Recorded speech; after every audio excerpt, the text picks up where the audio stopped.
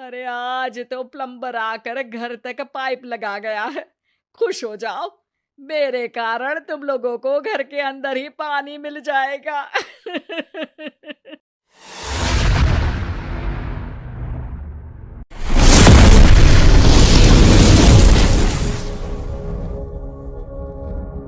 वकील बहू। जनक पेशे से एक बहुत अच्छी वकील थी, लेकिन कहते हैं ना, बहू कितनी भी बड़ी तोप क्यों ना हो, सास के सामने तो भीगी बिल्ली ही होती है।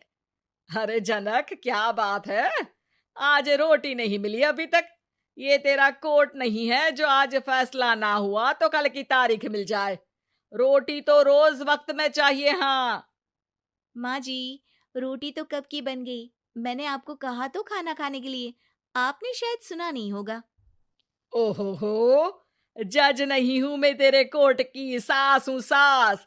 कोई दलील फालतू की मत देना यहाँ। बहुत जानती हूं मैं इन वकीलों को। अपनी बात ऊपर रखने के लिए झूठ बोलने में जरा भी नहीं सोचते। तभी वहां जनक के ससुर आ जाते हैं। अरे भाग्यवान, क्यों बेचारी के काम को कोसती रहती है हमेशा। मैं भी तो था वहां जब ये आई थी तुझे रोटी खाने को बुलाने के लिए। सास को तो अब गुस्सा आ जाता है कि कैसे किसी ने बहू की साइड ले ली। अरे वाह जी वाह, वो तो मैं जानती थी कि कोई ना कोई गवाह तो ये पेश कर ही देगी। पर मैं तो अब सीधा खाना खाकर सोने जाऊंगी। मुझे आदत नहीं है किसी से बहसा बहसी करने की। पता नहीं कैसे ये वकील इतना दिमाग लगाकर खुद तो झूठ बोलते ही हैं, साथ में झूठे गवाह भी ले आते हैं। जनक को सास के ताने सुनने की अब आदत सी पड़ जाती है। एक दिन जनक वकील की ड्रेस पर काला कोट पहनकर कोर्ट के लिए निकल ही रही होती है कि अरे कहाँ चली काला कौवा बनकर? टोक दिया ना। अब कोर्ट तो वकील वाली ड्रेस पहनकर ही जाऊंगी ना। वाह भाई वाह, दामिनी तो मैंने भी देखी है। सन्नी पाजी ने ऐसा ही कोट पहना था और कहा था कि तारीख पर तारीख, तारीख पर तारीख। मतलब कि कोई बात करनी है तो बोलिए, वरना वक्त नहीं है मेरे पास खराब करने के लिए। अरे पता नहीं तुझ में क्या देखा मेरे बेटे ने, सारा दिन वकीलों वाली बहस करती है, भोली भाली सास के साथ। अच्छा सुन, जो इतनी बहस मेरे आगे करती है ना, जरा अपने बॉस से कर ले, जो 1 साल भी ना हुए तेरी शादी को और काले कपड़े पहना दिए। अंदर जा और लाल कोट पहन कर आ, पता तो चले कि नई नवेली शादी हुई है। अरे माँ जी, कोर्ट में मेरा बॉस क्या करेगा? ये तो पूरे देश की ड्रेस है वकीलों के लिए। लेकिन सास तो ठहरी सास। अच्छा, तो कोई जरूरत नहीं है 2-4 साल कोर्ट जाने की। शादी थोड़ी पुरानी हो जाए तब इजाजत दे दूंगी मैं तुझे काले कपड़े पहनने की। अब क्या था, मन मारकर जनक को लाल रंग का कोट पहनकर कोर्ट जाना पड़ता है। उसकी जाने के बाद आहा, बढ़िया, ये पूरे देश की ड्रेस की बात करने वाली।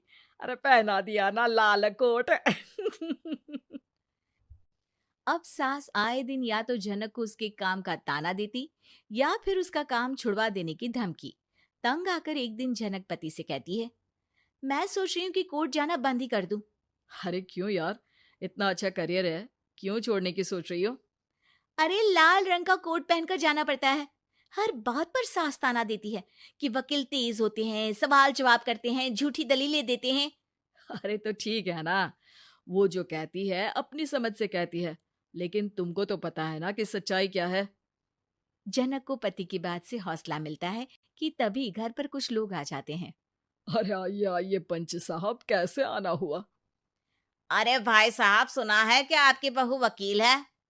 तभी वहां सास आ जाती है। हाँ है तो, लेकिन क्या हुआ? फिर कहीं बहस कराई क्या? अरे हम तो खुद दुखी है उसके व्यवहार से। अरे भाभी जी, आपको तो पूरा मोहल्ला जानता है कि आप कितना बोलती है। फिर हम यहाँ बहू रानी की कोई शिकायत नहीं, बल्कि अपनी परेशानी लेकर आए हैं। ससुर जी खुश हो जाते हैं। हाँ हाँ, मैं भी बहू को बुलाता हूँ। जनक वहां आती है, सबको नमस्ते करके बैठ जाती है। बहू रानी, हमारे गांव में बड़ी मुसीबत आ गई है। अब तो पूरे गांव की जिम्मेदारी मानो तुम्हारे कंधों पर है। अरे ना ना, इससे तो घर की जिम्मेदारी पूरी नहीं होती, ये गांव की जिम्मेदारी क्या लेगी?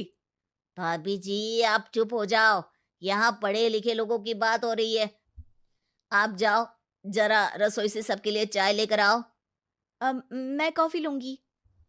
हाँ हाँ, वकील साहिबा के लिए कॉफी। सास सर पैर सब पटक कर वहां से निकल जाती है। बहू, गांव में पानी नहीं आ रहा है, पड़ोसी राज्य ने हमारा पानी रोक रखा है। इसका मामला तो बड़े कोर्ट में चलेगा पंच जी, लेकिन ऐसा क्यों? वो राज्य हम लोगों से पानी के पैसे मांग रहा है। अब आधे गांव में पानी की सप्लाई खत्म हो गई है बहुरानी। अच्छा पंच साहब, बात गांव की है तो मैं जरूर केस लड़ूंगी। यहाँ एक बार फिर सास की एंट्री हो जाती है। अरे वाह जी वाह, ये काम करवा लो, आप हमारी बहू से बहुत अच्छा करती है। मैं हूं सीधी सादी सास, इस लड़की ने कैसे लड़ लड़ कर मुझे साइड कर रखा है ये तो अब आपको पता चल ही जाएगा। अरे भाभी जी, आपकी आवाज तो पूरे गांव को सुनाई पड़ती है जब आप बहू रानी को सुंदर वचन सुना रही होती हैं। अरे वकील बहू मिली है, फक्र करो फक्र। हाँ जी हाँ, सारी फकर तो हम लोग ही करें। खैर, अब जो केस लड़ेगी और पानी गांव में आ जाता है तो पंच साहब लिख कर देना होगा कि हैंड पाइप में सबसे पहले मेरी बाल्टी और घड़ा भरेगा। अरे फिर तो हम बहू रानी के नाम पर घर पर ही सप्लाई दे देंगे, लेकिन ये इतना आसान नहीं है। बहू, गांव के पास अभी वकील करने की भी पैसे नहीं है तो। अरे पंच साहब, ये मेरे गांव का मामला है, मैं आपसे एक भी पैसा नहीं लूंगी। सास को बहू की बात पर गुस्सा आ जाता है, लेकिन सबके जाने के बाद झनक मन लगाकर गांव की परेशानियों को दूर करने में लग जाती है। और वो दिन भी आता है कि झनक केस जीत जाती है। अरे आज तो प्लम्बर आकर घर तक पाइप लगा गया है, खुश हो जाओ, मेरे कारण तुम लोगों को घर के अंदर ही पानी मिल जाएगा।